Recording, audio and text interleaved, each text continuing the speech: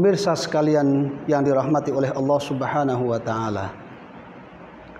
Ada banyak contoh tentang perilaku tawadhu.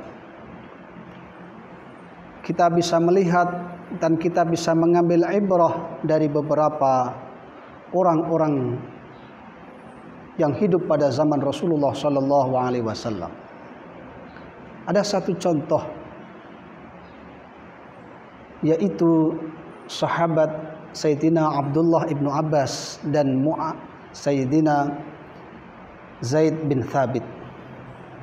Suatu ketika Zaid bin Thabit ini dia berjalan naik di atas unta, dan kita ketahui Zaid bin Thabit ini adalah sahabat Rasulullah yang sangat alim luar biasa. Begitu pula dengan sahabat Abdullah ibnu Abbas yang masih saudara dengan Rasulullah sallallahu alaihi wasallam. Pada saat Zaid bin Thabit dia sedang naik unta dalam suatu perjalanan, diketahui oleh Sayyidina Abdullah bin Abbas.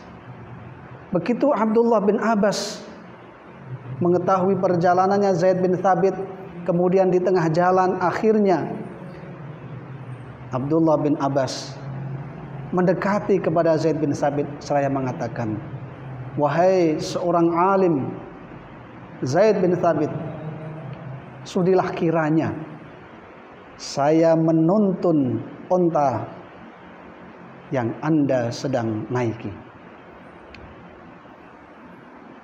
Dengan begitu Zaid bin Thabit kemudian terkaget.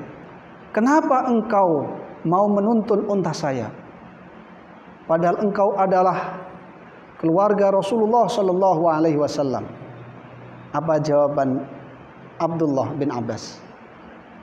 "Beginilah Rasul mengajarkan kepada kami untuk menghormati kepada orang-orang yang punya ilmu, untuk menghormati kepada orang-orang yang telah dimuliakan oleh Rasulullah sallallahu alaihi wasallam." Mendengar jawaban tersebut, Zaid bin Thabit sontak akhirnya turun dari ontanya. Kemudian dipeganglah tangannya Abdullah bin Abbas seraya dia bersalaman, dan dicium tangannya Abdullah bin Abbas.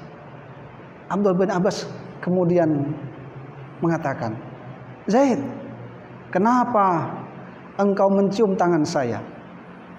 Akhirnya Zaid bin Thabit kemudian dia jawab, "Beginilah Rasulullah sallallahu alaihi wasallam mengajarkan kepada kami untuk menghormati kepada keluarga Rasulullah sallallahu alaihi wasallam."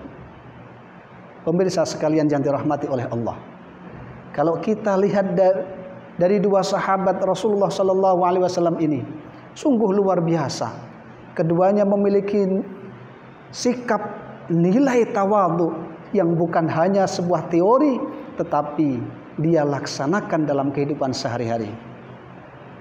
Meskipun dia adalah dari keluarga yang sangat mulia, masih kerabat dengan Rasulullah sallallahu alaihi wasallam, tetapi dengan orang yang memiliki ilmu tinggi,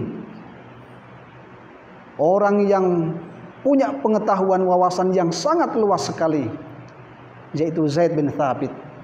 Sayyidina Abdullah bin Abbas mau menuntun unta yang sedang dikendarai oleh Zaid bin Thabit. Begitu pula sebaliknya, Zaid bin Thabit meskipun dia orang yang berilmu tinggi, orang yang sangat dimuliakan oleh Rasulullah sallallahu alaihi wasallam, tetapi dengan sikap tawadhu'nya dia ingin mempraktekkan apa yang telah diajarkan oleh Rasulullah sallallahu alaihi wasallam, melaksanakan apa yang dia tahu, melaksanakan apa yang sudah ia pelajari dari Rasulullah sallallahu alaihi wasallam, untuk mencintai terhadap keluarga baginda Nabi Muhammad sallallahu alaihi wasallam. Dua sosok ini tidak menampakkan dirinya adalah orang yang hebat, tetapi dia bisa menghormati kepada orang lain. Inilah makna daripada tawadhu. Dia merendah diri, tidak memperlihatkan bahwa dirinya adalah orang yang hebat, orang yang memiliki segudang prestasi, tapi dia menganggap bahwa dirinya juga seperti halnya orang lain. Sebagaimana Al-Imam Asy-Syafi'i telah mengatakan, akbarun nasi qadran man la yara qadrahu. Manusia yang paling tinggi kedudukannya adalah orang yang tidak pernah melihat terhadap kedudukan yang sedang ia miliki. Wa akbarun nasi fadlan man la yara fadlahu. Orang manusia yang paling hebat adalah orang yang tidak pernah mengunggulkan dan melihat bahwa dirinya adalah orang yang hebat. Maka dia dalam perilakunya akan selalu merunduk, merendah, tidak mengatakan bahwa saya adalah orang yang paling hebat, karena kehebatan sesungguhnya adalah milik Allah Subhanahu wa ta'ala. Apapun profesinya, apapun yang kita miliki, itu semata-mata adalah fadl, anugerah dari Allah Subhanahu wa ta'ala.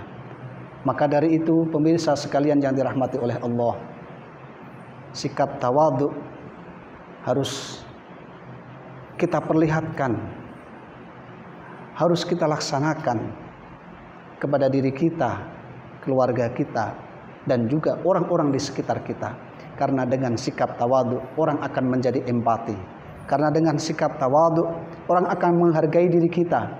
Kita tidak perlu mengatakan bahwa saya perlu dihargai, tapi dengan kita memperlihatkan diri kita dengan sikap tawadhu, secara otomatis orang lain juga akan menghargai. Man tawadhu'a rafa'ahullah wa man takabbara wada'ahullah.